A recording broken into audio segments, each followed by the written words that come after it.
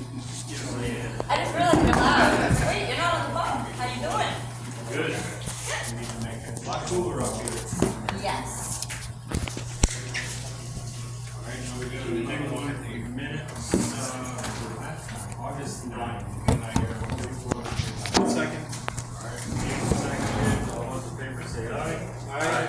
Opposed? Now it's passed.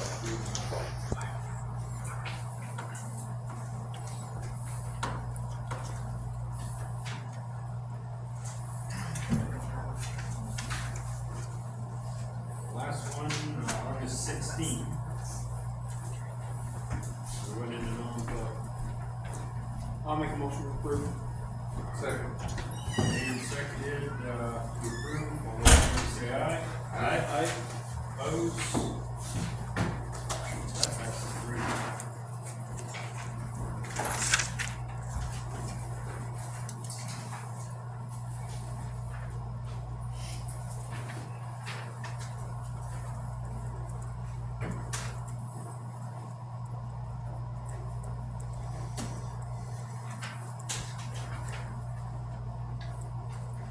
Department head, what's next? Mine's good, Jim. Alright, apologize if I have to leave, I am on the call, but we'll get through this with you.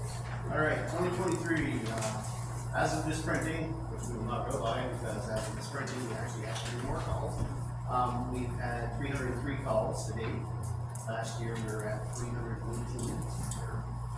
Commissar report as of the 16th of this month was $126,157.17. And just want to remind everybody, this does not include any contract fees or direct payments that may come from. A1 and A3 ambulances are due for state inspection in September. Right now, knock on wood, the only thing that looks like that's going to be looked at is I have a jingling exhaust hanger on one, and the other one we've already talked about these tires. They've already been looked at, and noise was going to come in the cheapest, so we're doing inspections there for the tires. Medicare and Medicaid licensing have all been updated and approved. Those last for about 3 years. State of New Hampshire, Vermont EMS licenses are in the process of being renewed for December of this year. Those last for 2 years. We are working with Weeks to update our MRH, Medical Resource Hospital Agreement. And we're also updating our PIP license, which is Paramedic and Facility Transfer License, and Surgical Crite License gives us the ability to be able to do surgical rights in the field. So our paramedics have to go and do some stuff in surgery and stuff like that. We're still doing the ongoing collections for the Medicare ground ambulance data collection process, which we'll be submitting in 2024, I believe somewhere in March. And that's all I have. Any questions? You guys got any questions? No. All right. I got a question. All right, Ryan. Cool. How you doing, Joe? Not that. So, the only reason why, the only thing I really want to know is, you guys spent $440,000 last year, right? And you guys only took it 190. Where's the, how come we're losing on it? Well, not to be that guy, and I don't pick sides as far as political, but the birth of Obamacare was the death of ambulance reimbursement rates. All of your insurance companies, once Obamacare got into the field there and said that you had to give insurance to people, started regulating everything as government insurance. So our reimbursement rates, and I do have some samples here of what they reimburse us for, just went ridiculous. They're trying to mimic Medicare and Medicaid rates, which are not the greatest rates to be reimbursed for. So say on a regular call, and I think you had mentioned it before, we can bill as much as we want. We're not gonna get that. We only get what the insurance says we're gonna get now, especially if they were provided by the health network through the Obamacare. So is there anything that we can do to actually increase the profit or anything like that? So unfortunately, and I've said it before, and I know people don't like to hear it, transfers are still an emergency medical thing. So if I charge $1,200 for a transfer, I usually get $1,200 reimbursed for that.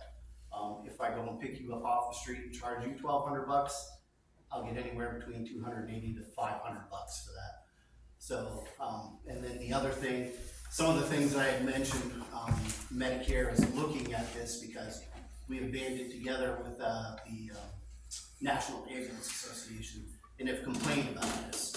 So we're collecting all this data as far as hours worked, what our machinery takes to run, what it takes to run an office 24/7, submitting all this data to Medicare to show them that their reimbursement rates just, they're not gonna work. So hopefully that's gonna jack that up. You have a time frame on that? They're doing it in a 5-year process. I think ours is the last year of collection, which is March of 2024. So they'll probably take a year to go through that data. And then probably by, I think they have an announcement like 2026, they're supposed to come up with what their readjusted rates would be. And we are trying to do things to, you know, eliminate some of the costs. I've tried to work with other ambulances, I work with Lancaster and 45th, if we can bulk buy stuff and get bigger discounts and stuff, I try to do that. But, it's not like it used to be. I mean, I will admit, and you know, we used to make money hand over fist. But once the American healthcare thing kicked in, it kicked us right in the butt. Yeah, I was just looking at it, I'm like, we're losing over $300,000 we're spending into the ambulance. And I think it was mentioned before, Tammy and I and the selectmen have sat down and we were coming up, or trying to come up with a budget that, to help out so it doesn't look like this town is carrying the weight of it. So the other towns are starting to kick in. There has been a little bit of blowback from it, but it's like, if you want it, we're 24/7, a true 24/7 department. You call, we're there. So you have to pay for the readiness for us to be there and ready to go for you. And we're getting the rates that we're asking for. So, and hopefully that'll cover. I can't remember what the breakdown was. Was it like a third of the budget or something like that? Was going to be. It depended on the style of what was in the budget, Yeah. of administration versus capital versus operating. Yeah. Services. And the other thing to remember within that is insurance, as far as insurance and billing is allowed, we're only allowed to bill when they transport. So if they're called to a scene, if they're called to your house and you decide you don't wanna ride with them to the hospital, you're going to have your family take you, we make no money on that, we're not allowed to bill anybody for that. So that is time out, it's employees out, it's services, it's vehicle expenses, it's all of that together that we are not allowed to send you a bill for. And the biggest kick in the teeth with that one was COVID. Because that was one of those things where if you didn't have severe COVID symptoms, we call the hospital and they're like, no, tell that person to stay home and we'll send somebody to them. So we were called, we had to render aid, but we couldn't call anybody. So that's where the money is. We don't call them, we can't charge. Okay. But that is something else that they're looking into with the insurance companies too, some kind of, maybe a surcharge or some kind of small charge that they get reimbursed. How many employees do we have? Oh, the ambulance. Right now, if you wanna call them employees, 15. Volunteers. Yeah, most of them are. I don't call them volunteers because they still get paid, right? Yeah, they get paid when That's they why I call, said- so, yeah. But there's 15 right now. We were down to about 7 or 8, but You got 15 of them? right now we do. There's some stuff going on in other services and people are asking if they can. So You know, why they- can't we do more transfers? Well, one of them is because everything is a paramedic transfer and we have 3 paramedics. And usually transfers are anywhere from, I wanna say 7 o'clock in the evening to 3 o'clock in the morning, so trying to get anybody to go those hours and go to the places that we would end up going. Cause usually it's, 9 times out of 10 it's in New Hampshire, but it's usually Maine, Massachusetts, or as far away as New York transfer, so there's people.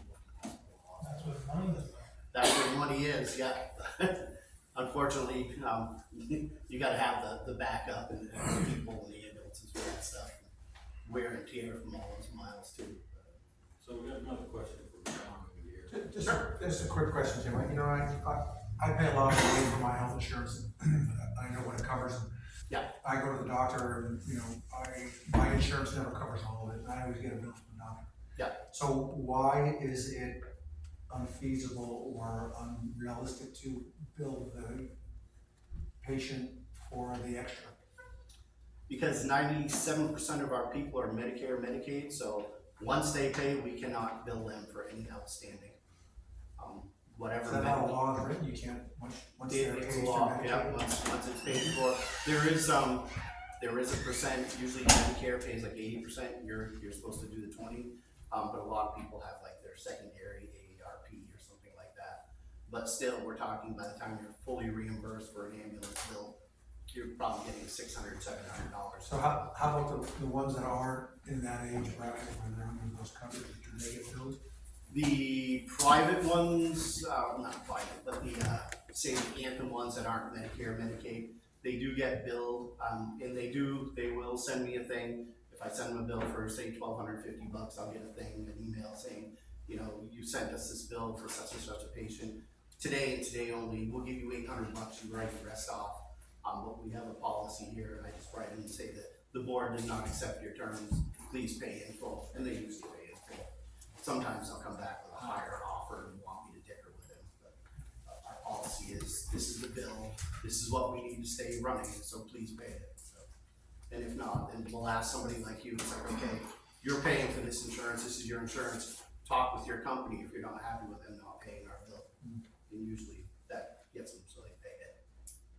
And then just like you see with your hospital bills, your doctor bills, through any explanation of benefits that you might receive, it's the same for us, that just because Jim puts in a bill for $1,200 doesn't mean that that's what the insurance companies are going to allow. Yeah, but And we are not allowed to, what I have always been taught to be called a balance bill.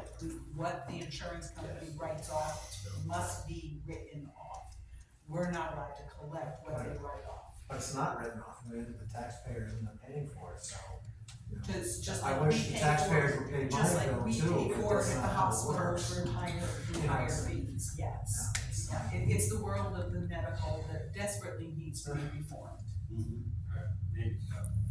So I'm just kind of curious, like, so you say we need a paramedic, and I understand it's later hours, but wouldn't it make sense to have some sort of incentive for somebody to want to go on these transfers?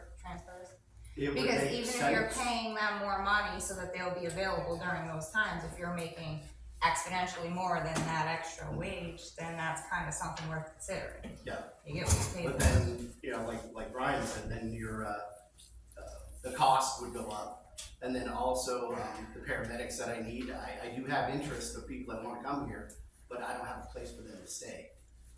We have an office upstairs, but I mean, there's no bed, there's nothing like that, so if you're hanging around at 12 o'clock at night, I mean, you can sleep in an office chair, I guess.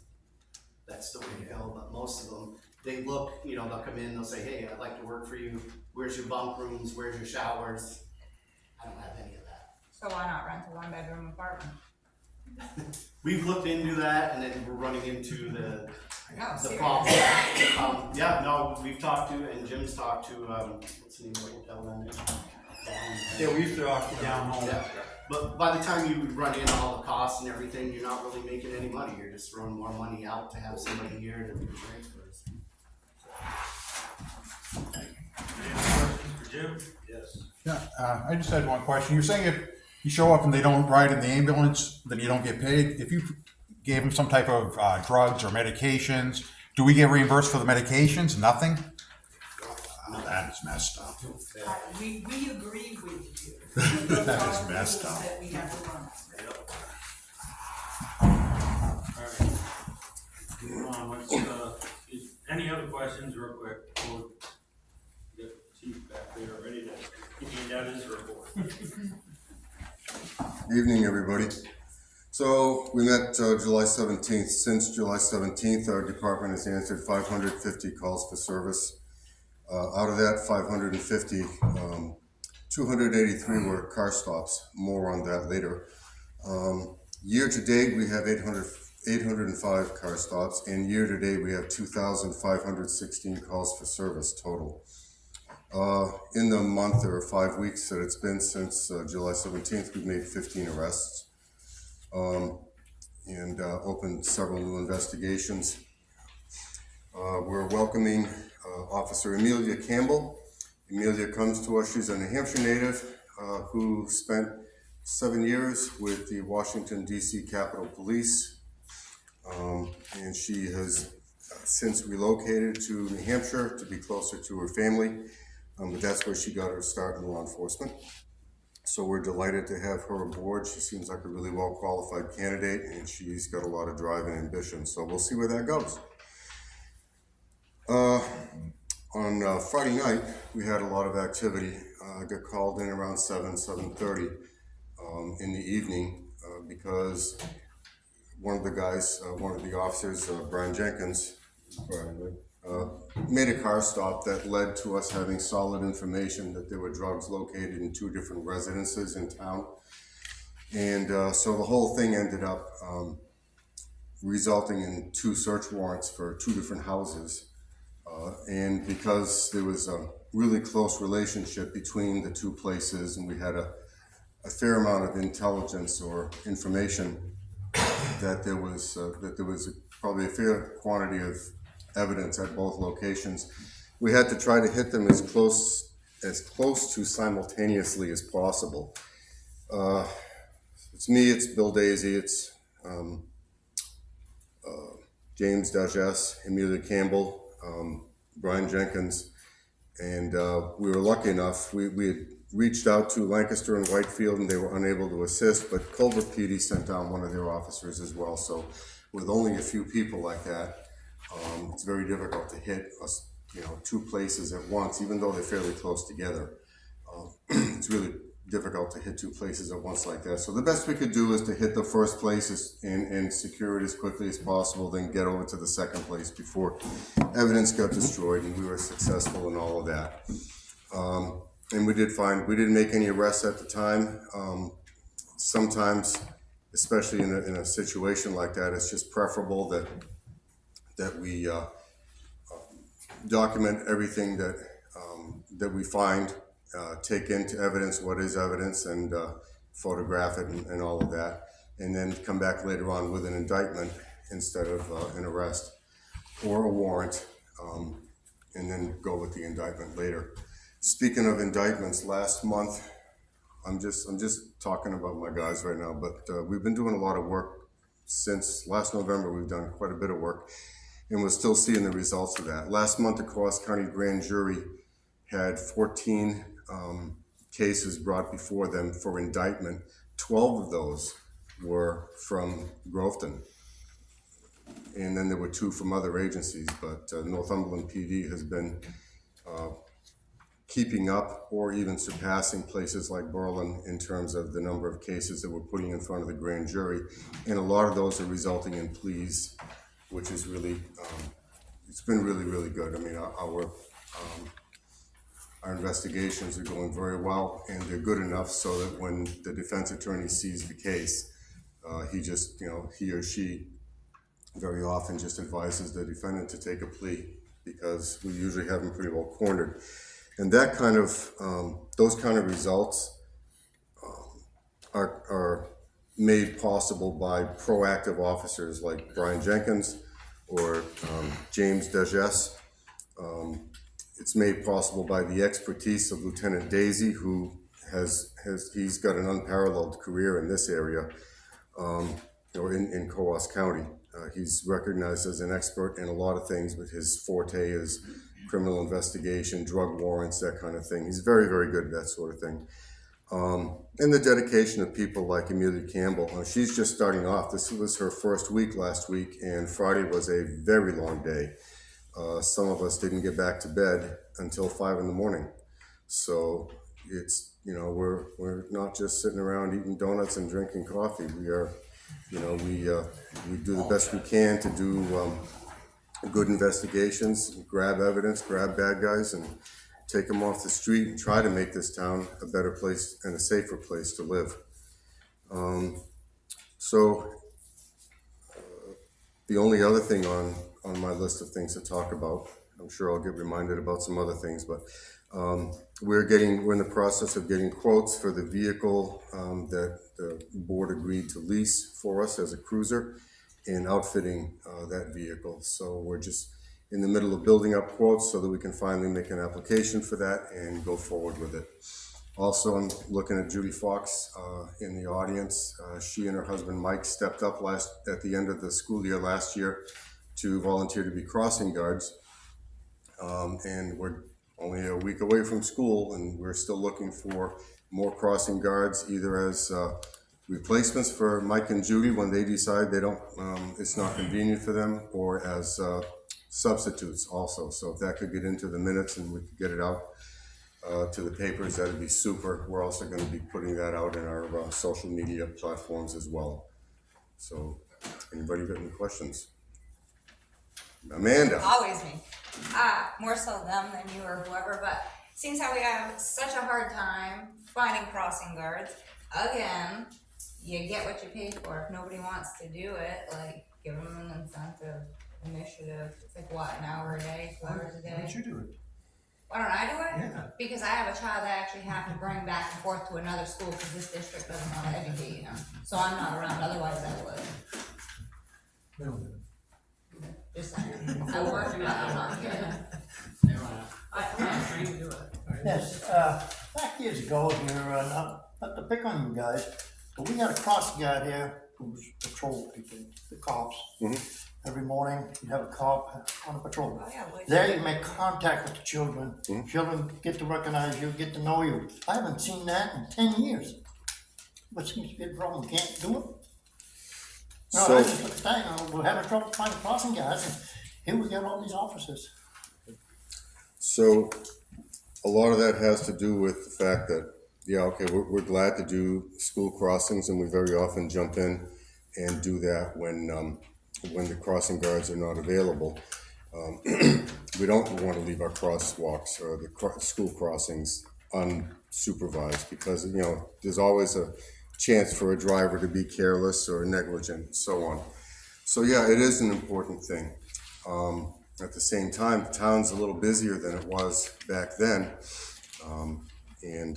So I'd hate to put anybody in a position where they're at the school crossing, but they've got to go to something else, or there's a lot of factors that interfere with our ability. That being said, I'm just gonna grab onto your question and run with it. We do need to get into the schools. I don't think there's anything wrong with doing school crossings and so on. I like it.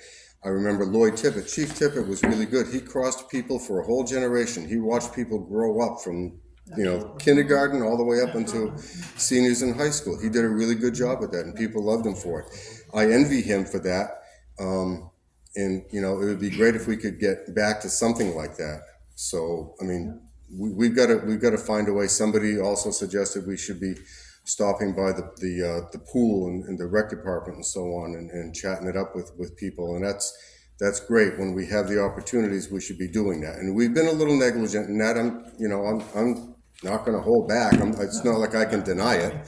So, yeah, no, it is one of those things. We need to bring our community policing game up, and so we're hoping we can do that soon. So, Also, I own a business here in town, and back years ago, the officers at 9 o'clock used to go and do the doors. I haven't seen that in 20 years. yeah.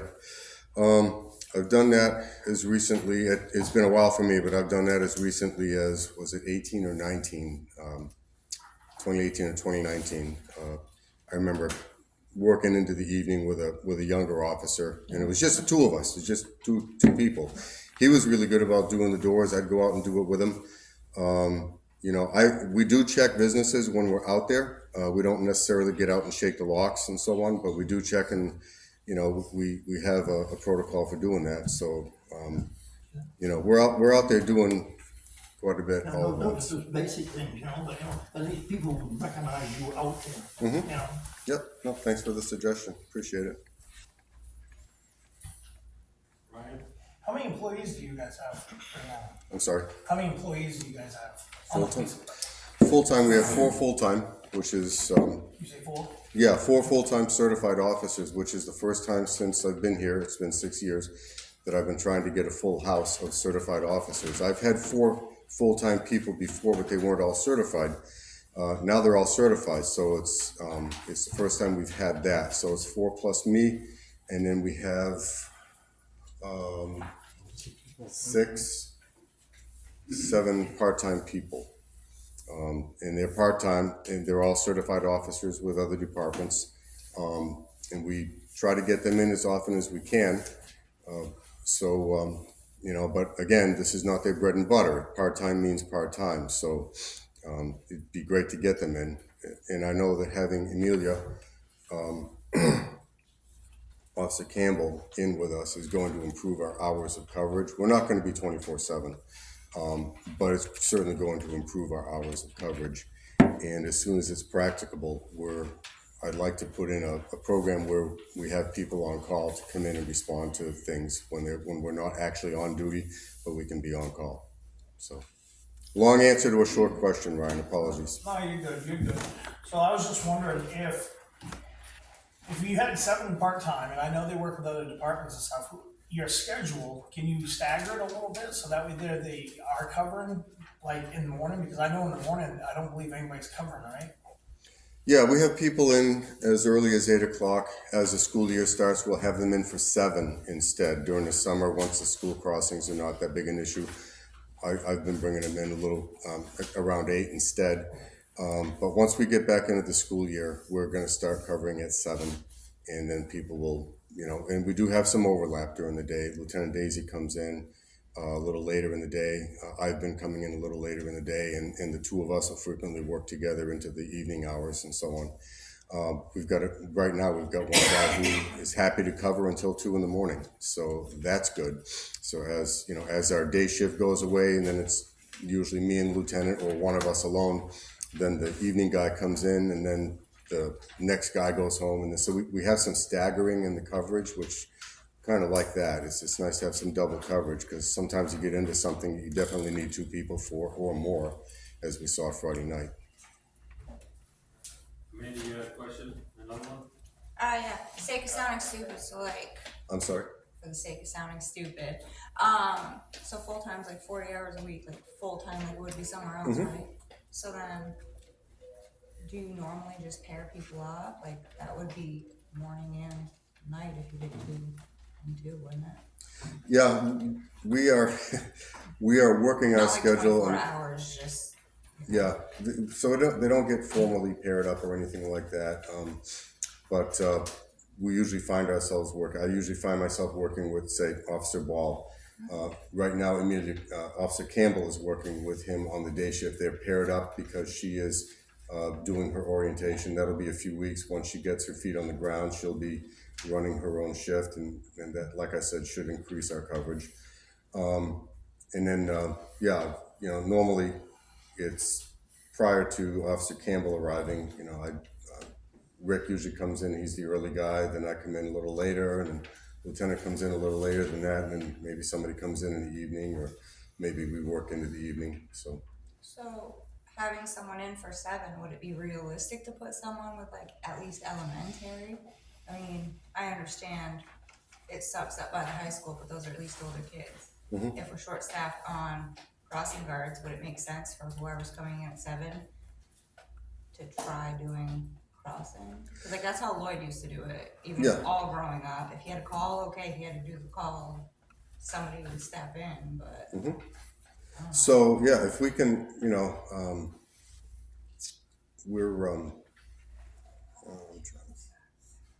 I'm a little bit muddled right now, so apologies. But yeah, we can probably do something, especially when the Foxes are not available.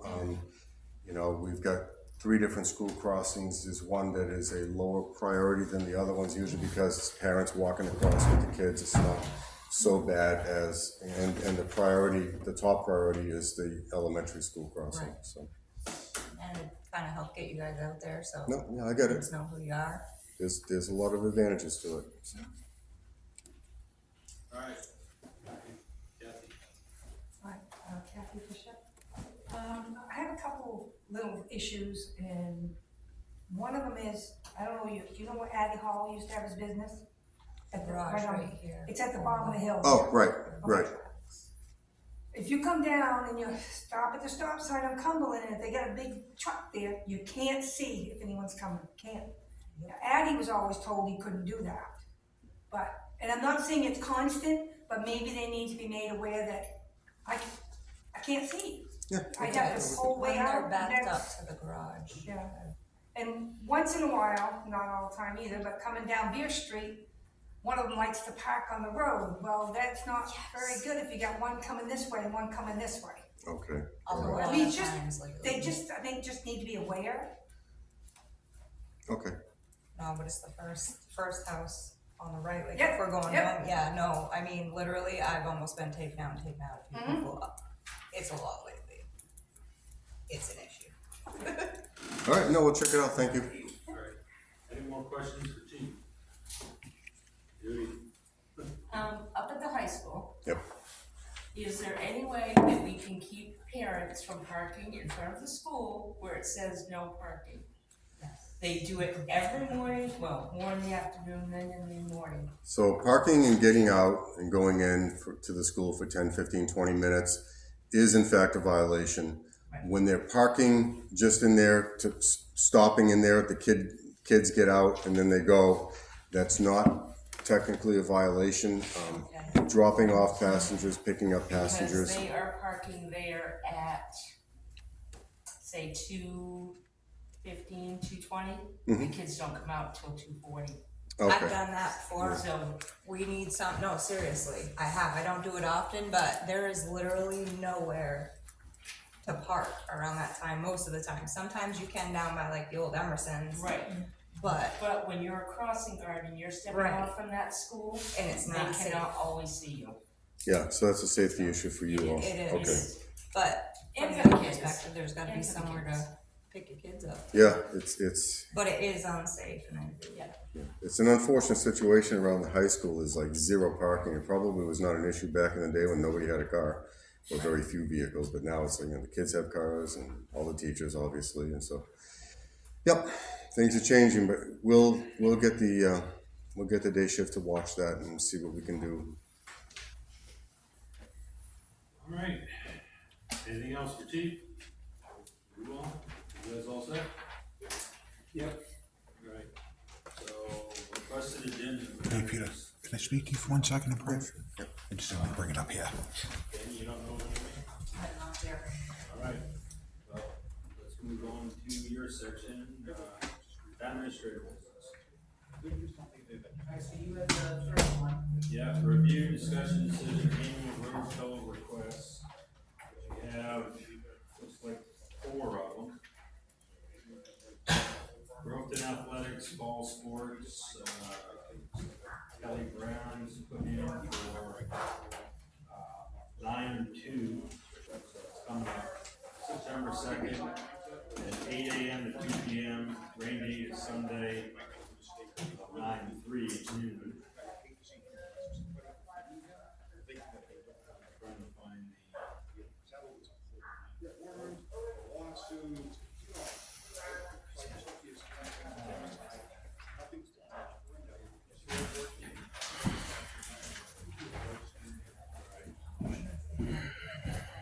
it looks like for class to raise money. I can see that. September 2nd and September 3rd would be the rain date. Let's go on the same day.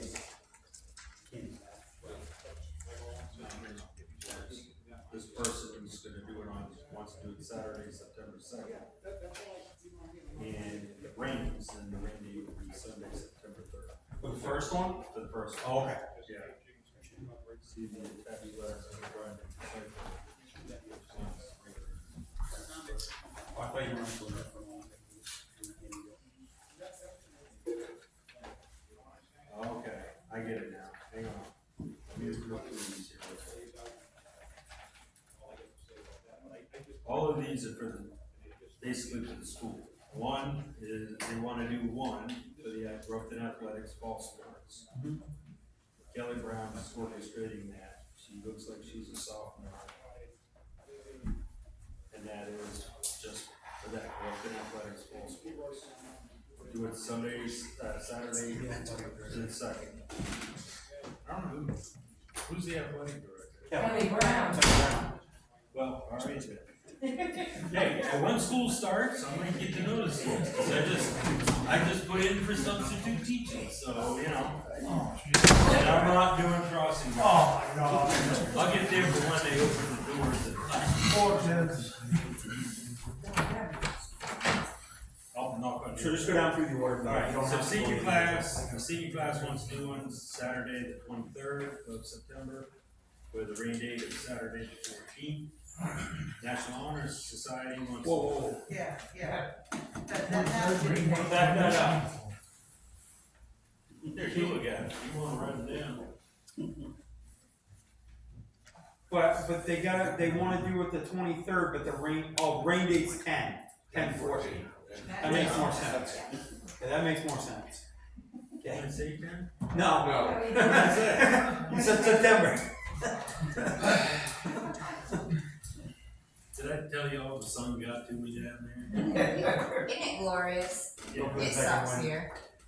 Alright, So. So that's the second. Yep. National Honor Society on Saturday, October 7th, Where? with a rain date of Sunday, the 8th. I was just gonna Okay. the one, I love it. I don't even know. The last one is the student council, and that's May 25th of next year, and May 26th of next year being the rain date. Okay. Now, did we have any other roll things that we did earlier? No. Alright, And Tammy, they're gonna get the where they've gotta be down the road rather than right in front of the fire station. They still have all of that. Okay. I'd make a motion to approve all 4. alright, motion approved, made, seconded, all those approved, say aye. Aye. Opposed?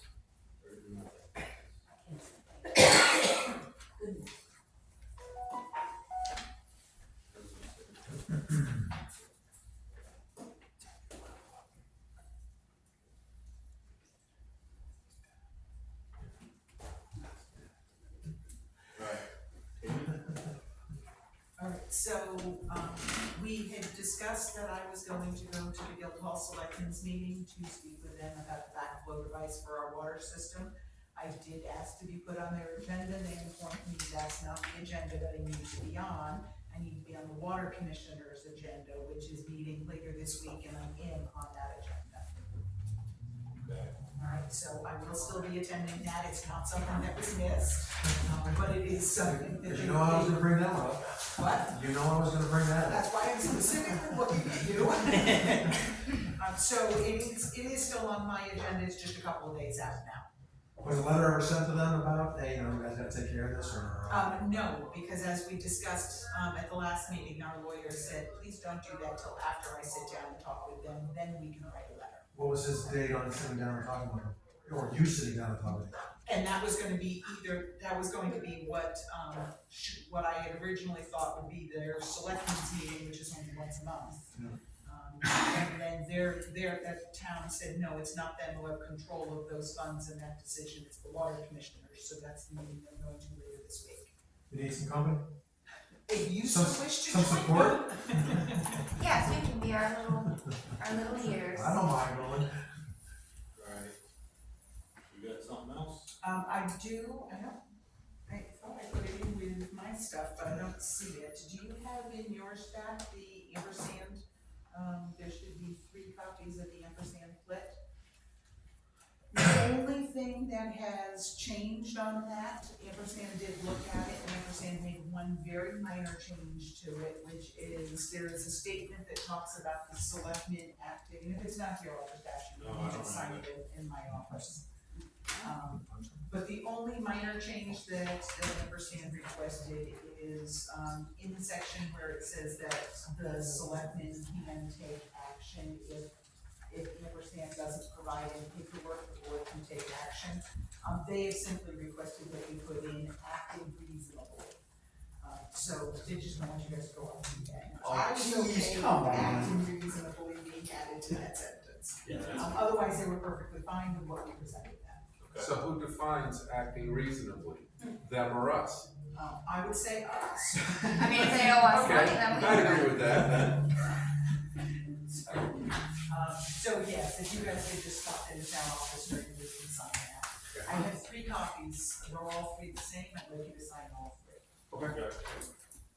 Will do. I got a question. Yeah, Ryan. I'm just curious, when was the last time we got audited?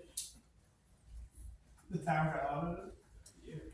We get audited every single year. Every single year? Yes. Or, what time is that?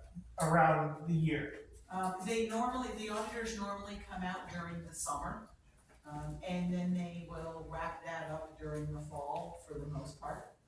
Yeah, they were here, what, 2 months ago? They were here 2 months ago? Yeah. Is that by the state or by a third party? Well, the state doesn't do audits for anything like that, so it's by an independent auditing firm.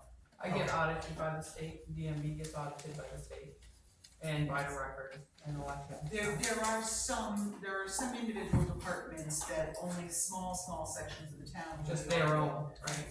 But as a whole, the town itself as a whole, the state does not audit. So who audits us? Plotzik and Sanderson is the firm that we hire to do the financial statement audits. And they also do the school, so they do both. Okay, cool. Who audits us? Logic and Sanderson. Lotzig and Sanderson. Something saying or something. That sounds All right. Anything else? No? All right. Let me write this down.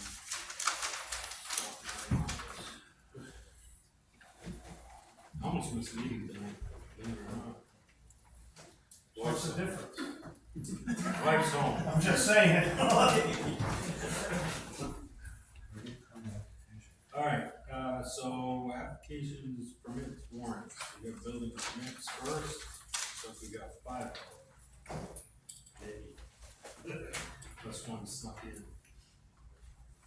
All right, first one being, I guess we're reading up the map number for the lot and everything, still? All right. So 229-025-MH-27, Jeremy Monty. 8 Sunset Court. Assembly of an 8 by 12 foot storage shed on a gravel pad. He's doing work for that and replace mobile home stairs with a 4 by 6 deck out back door. He's been paid cash and looks like Al Rosado signed it. We'll make a motion to sign. Second. All right, motion made and seconded, all those in favor say aye. Aye. I think I signed them all.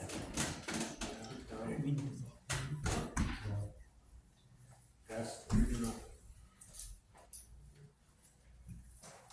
All right, second one. Let's see, tax map is 222-002. It's for Gabriel Billick, B-I-L-C, Silver Star Realty. For 129 Lancaster Road in Northumberland. Replace new roof with metal roof, color, remodel 5 units, making them modern. Commercial, Must be the down then one. paid. Yep, that's what it sounds like. Yeah, that's right, yeah, right here in town. Okay, I'll make a motion to approve. Second. Al signed it. All those in favor say aye. Aye. 3-0. Pass.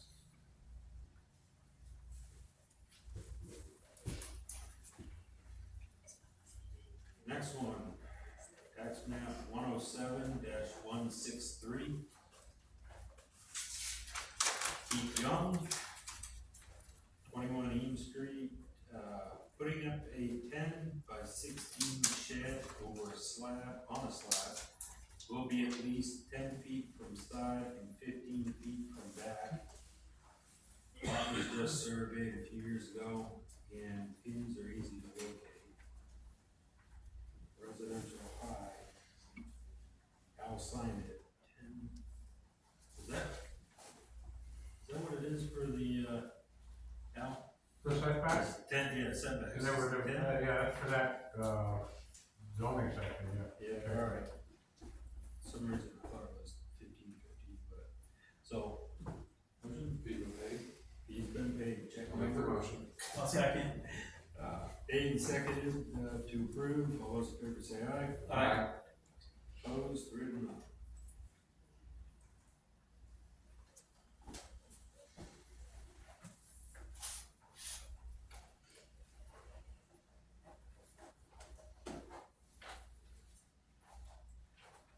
Next one is 227-007. Dagan and Marlene Styles for siding, 3 windows, new garage door. Fee's been paid. And Al signed it. Make a motion to sign. Second. Made and seconded, all those in favor say aye. Aye. Aye. Opposed, 3 to 0. Pass.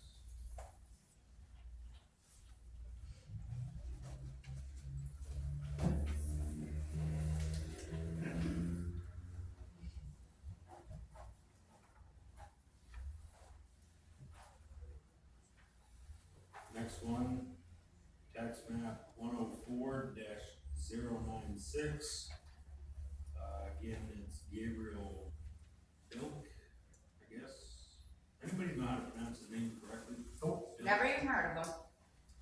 Arden Bilk is the other name on it, 49 Hillside Ave.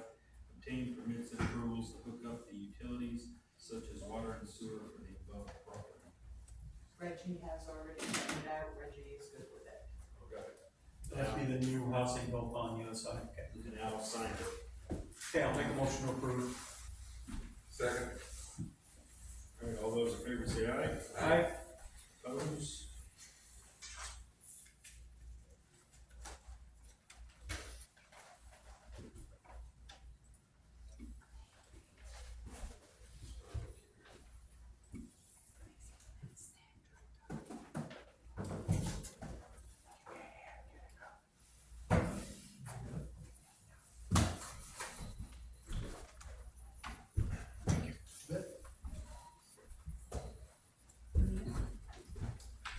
It's all the entertainment I can take. Have a good night. But it's peaceful tonight, and our friend is back.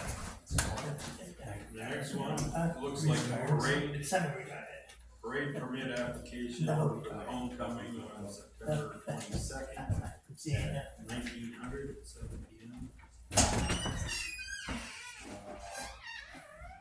The homecoming. Motion to approve. Second. All right. Made and seconded, all those in favor say aye. Aye. Opposed? That's 3 to 0. Looks like I just have to sign this one. If anybody's wondering on that, I think it's the same route every year. It looks like down West Street through the monuments, down Main, and State, up to the high school. I think it's the same every year.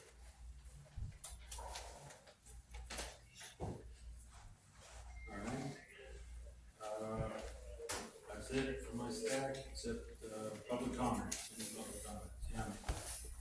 I have questions. Curiosity. What are we doing with the bridge? Have we done any grants at all? Grant applications? It looks like absolute crap. I've been quoted for that. It looks disgusting. I just drove halfway across this country and I didn't see a single town that looked that bad. Like, you come into this town, that's the first thing people see.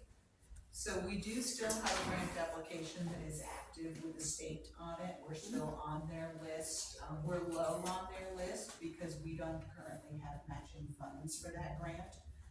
But they have opted to not remove us from that list, we can move forward, you know, if they still have funds left, we can be approved for that still. How much money do they want us to have to match it? Hundreds of thousands to do it right. We do have a gentleman who is fairly new to town, who is also putting together, some additional grant packages. This is a project that he wishes to take on. He has approached the town about doing that, so he is working with a couple of residents in town to try to get funding to update it. I've also been recently approached by, another resident in town who would like to hold some fundraisers to be able to come up with a match for any grants so that they don't have to be through the taxpayer dollars. And so he's gonna volunteer his time to start working on that, to come up with fundraisers. And there's nowhere else we can apply for grants for this, cause I mean, it's not like it happened overnight. The problem with the grants, there are different types. One of them is if that is open to vehicular traffic. That does not include snowmobiles and ATVs. You can also get a grant if it's open to pedestrian traffic. If it's open to pedestrian traffic, then snowmobiles and ATVs may not use it. So do you have a rough estimate how much for the lead removal only? Because really, Well, the problem is, because it's got lead paint on it, that's gotta be all protected and taken off. And the river has to be protected. oh, no, I know. It can't go in there, even though it's doing it continuously as we speak, pieces are falling off. But to clean it and get it done, you have to put up all the stuff. The and take it out that way. last quote, which was 4 years ago, was $1.2 million. So would it be less for us to have all of those boards on the side that look like absolute crap removed and then You literally? cannot touch them without tenting it. If you do, the EPA comes in and they will And that's the 1.2 million. The 1.2 is for what? I mean, tenting, removing just the paint. how many different proposals did you get? There was only one company that would even attempt it. We had contacted. That seems like an awful lot. It is. It's because it has to be completely. I'm lead certified, I know all Yeah. about it, that seems like an awful lot. So is there a way to That's put the out only for way bids? they would attempt it. Now, mind you, if this is accurate, that was 4 years ago. Yeah. What's Yeah, it that's, now? that Yeah, does not I sound still think right. that's I, you know, Yeah, We also had the issue with it that, the abutments are structurally, have some structural issues, from what I understand. I'm not an engineer, I'm going by what I'm told. Yeah. So that is also going to drastically add to the cost. well, I can see that, but I'm willing, if you wanna form a committee to work on that, I'm willing to volunteer my time to put into working on getting somebody out here to estimate all that stuff, because the average person who looks at this, I don't know what you guys know about building, you're gonna get raked. You know, I know, somebody out there can't tell me, you know, that you have to do this when you don't have to, so I'm willing to volunteer for that. okay, if you want, 2889 is my number. Give me a call and I will give you the name and the phone number of the individual who's trying to work on the grants. He's got a couple of other folks he's working with also. All right, well, I'll call manager, but you got the number, right? I don't remember. Or email any of us and we'll give you the gentleman's All right. address. All right. Well, don't email me because I don't know what's going on with you. And Becky, please do not put his telephone number in the minutes. And then just as follow-up, have you, cause I asked back in March, but I haven't gotten an answer. Have you figured out like how many grants you have applied for yet, just out of curiosity? I have not counted how many I have, no, but have I been applying? Yes. Have we received some? Absolutely, yes. The latest one we have received is, we received the phone call to tell us that we've been approved, that my application has been approved, but it hasn't been voted on yet. And once it does, we'll announce it, when we get the final, we'll announce it, but that one is over $1 million. Could we have that number, for next meeting, of how many you applied for and how many we got approved for? and all If that? you really want me to take the time to go back I don't think it's gonna take that long. But I do, because I don't know how many I've done, and I would have to go back through all my. I've been asking because I wanna know, I've been asking so much. I'm a taxpayer, I think it's reasonable enough. I will gladly go back Thank through you. and take the time to do that, yes. And then my last question, then I'll shut up for now. Did we get the handicap thing done from the restaurant yet? Painted? Parking space. The parking. No, Jim, weren't you gonna do some research on that? Cause, that was agreed on a few meetings ago, actually, a couple months ago. I didn't think we had to do anything, I told you as long as it was, right against the curb, you didn't have to do anything extra. But I can look and verify that to make sure, I didn't, no. Yeah, the 2 signs are there, and I think you agreed to put a handicap.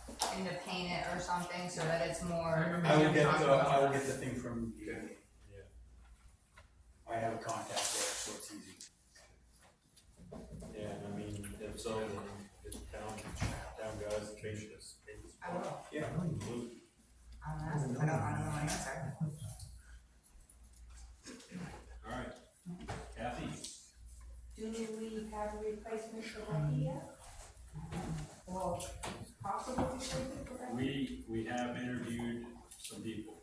We are making Progress. decisions in progress. We got non-pub here tonight, so we'll find a good one for you. Hope so. We'll find a good one. She's hard to replace. You know, yeah. Absolutely. Ma'am? Ann Corthell, since we're just talking about things that haven't been done in a million years, any update on the village road cleanup? It's been 7 years since we filed the complaint. You speaking about a certain residence down there? All, the residents of Old Village Road got together, 7 years, 6 years, 7 years? And filed a complaint about not just one certain resident. A lot of the, I don't even want to say neighborhoods, a certain area, and it just keeps getting worse, and, you weren't here, but, we did our own cleanup and took, I don't know, 50 loads to the dump from people that were willing to help clean up, and those residences with the same people living in them are just a mess again. It's not just one resident, it's become an epidemic. So we do have multiple residences on that road, of which we had sent out a letter in the fall, and we have recently sent out another letter, not that long ago, about it. And we've given them timeframes in which to clean up.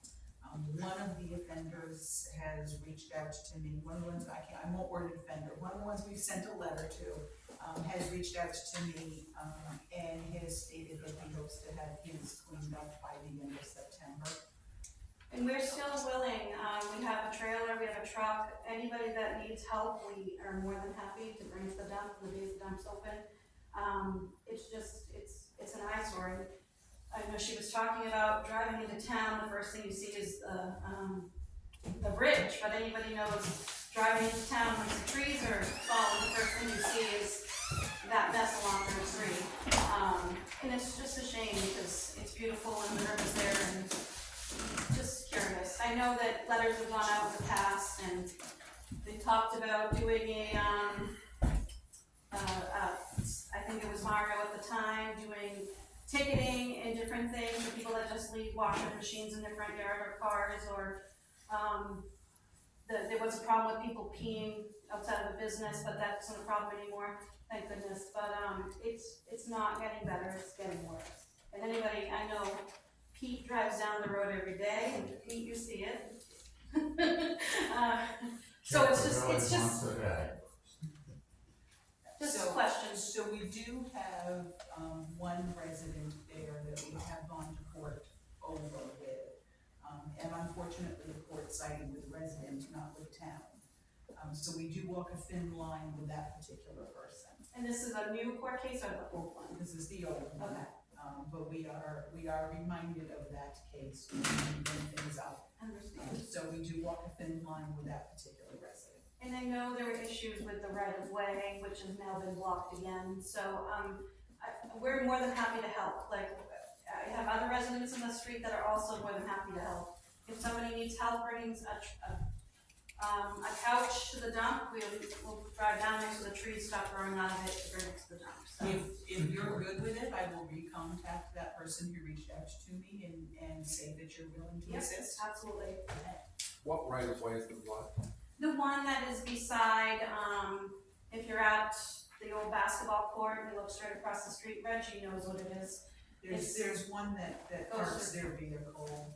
No, now there's a 40-foot permanent storage unit there. Who has the right of way? Our roadway did. It's a road right away. I was not aware of the Okay, it's a story roadway. that hadn't been told to me yet. There was somebody who was parking right up the edge regularly, but without a driveway, there wasn't a lot we That could do might just- about it because they didn't have room in them. Maybe the storage thing is temporary because they're gonna clean all that stuff up. It's a optimistic outlook. Would be nice. It's going too badly in the right of way. Peter's got it. Yeah, I'm thinking. yeah, the plow truck's gonna push it out of the way here come winter time. And the way it looks, we might have snow early this year. Al, you got a question? Yes. I'm just kind of curious. I got trouble walking, so I started walking the sidewalks. That's a sore sight. I thought we had a fund being built to repair the sidewalks. What are we doing with it? In front of the grammar school, take a walk. Take a walk in front of the grammar school. We did get approved for sidewalk funding, but it's been an issue, that's all. We keep having issues on everything. Well, this one, Price is going up. I mean, There are grants we can apply for, I mean. that's what we're waiting on. Let's go. listen, Tammy. I'll make 80,000 a year. So Al, that is the Church Street, Main Street, and State up through the high school is That's a grant. terrible. They're all terrible, yes, we do know that. So that was a grant that the taxpayers approved quite a few years ago. Yes. And the state of New Hampshire, the way that a TAP grant works, which is a Transportation Aid Program grant, the way that works is we approve it now, but it's not allowed to be spent for quite a years out. And originally, it was supposed to be spent in 2026. And then recently, they backed us up and said we could fix the sidewalks in 2024. A schedule that I was just given a couple of weeks ago said that we are back out to 2026. So I have a meeting on Thursday with the engineers, who are the ones that bumped it out, as well as DOT, the project manager at DOT, who's in charge of it, to say, why are we back out again? So I will see what they have to say as to why we're back out to 2026. In the meantime, we do know how much damage is on those sidewalks and how treacherous it is to walk on them. So Glenn has been trying to get some quotes from companies just to do some temporary fixes to make them last till they can be totally redone. But the problem is with the rain, the weather, the asphalt companies are so far behind, none of them wanna touch a small project like this for us. Cause I see Lancaster redid their sidewalks, they went at it with cement. That's what they should be. And so that, with the grant, that's what we're hoping to do, is cement with the grant and granite curbing with the grant. So that's what we would really like to do. Lancaster, other than their downtown, they have the benefit of saving money without curbing, because a lot of their sidewalks are back. And so the curbing didn't have to be redone on Main Street, so it was just the cement, which drastically reduces the price. And Lancaster opted to not go the method of grant. They actually paid for the majority of their sidewalks by themselves with ARPA funds. Okay, what do we have for funds in there now? Cause we've been putting in every year. So we don't have a savings account for them. What we do is we put a small amount in our budget every year to be spent. It has to be spent within that 1 year. This year, we opted to put in more money. We did $30,000, and we made it to be a non-lapsing fund for 5 years. So they are discussing what to do. They're looking to use some of that money for Church Street and some of the areas on State, Main that are really, really bad. It's the finding somebody to do some of the work. Cause I know like, Now, You might not live long enough to give a walk on that sidewalk. So, that's actually really concerning, because I can tell you, walking with a stroller, I have to walk that baby in the road, because you physically, with a jogging stroller, wheels this big, you cannot walk through there without tipping it over. I am walking in the road from the yellow place next to the clinic down to the corner with the crosswalks by House Plumbing. So we can spend $60,000 on a new cruiser, but we can't. I mean, there's an elementary school there. What about these kids riding bikes there? This is absolutely asinine. Most people, and I'm coming to grasp with this, and it peeves me to no end, because I'm from the old way, and if something's broke, people come together, they fix it, right? The money's there, right? Okay, well, we applied for a federal TAP grant, and because most of it is state highway, even though Church Street is not a state road, it's still included in that grant that they applied for, and because of that, you gotta have an engineering firm design it and be approved by the state. Once the state approves it, it says, okay, we can go to construction. You hire a construction company. Now, once you hire the construction company, you gotta also hire another engineering firm to oversee the construction company. And once it's all done, you gotta have an engineering firm to verify everything got done correctly, all different.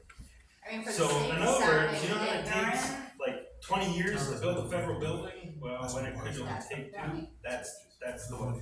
for the sake of sounding ignorant, I just keep seeing major issues that need to be fixed. And every time something's brought up, we don't have the money. Well, I know what taxes look like. I know what my rent looks like. I know what it looked like 2 years ago. I know what taxes look like then. I'm an accountant. Where the hell is all this money we're paying going then? If we can't fix the water, we have people up on hillside or up on the hill that apparently don't even have normal water like us because it's all messed up. I understand that's an issue. Voted on. Right, and that's voted on and everything else. It's just like, we don't have sidewalks that are adequate. How come all of these things, we don't have the money for the bridge, we don't have the money for any of this, and where's all the money going? Maybe we should be taking, putting a pause on raises and stuff, and putting that money towards The money's savings. still there. The money's still there, waiting to be spent on projects that have to get government approval.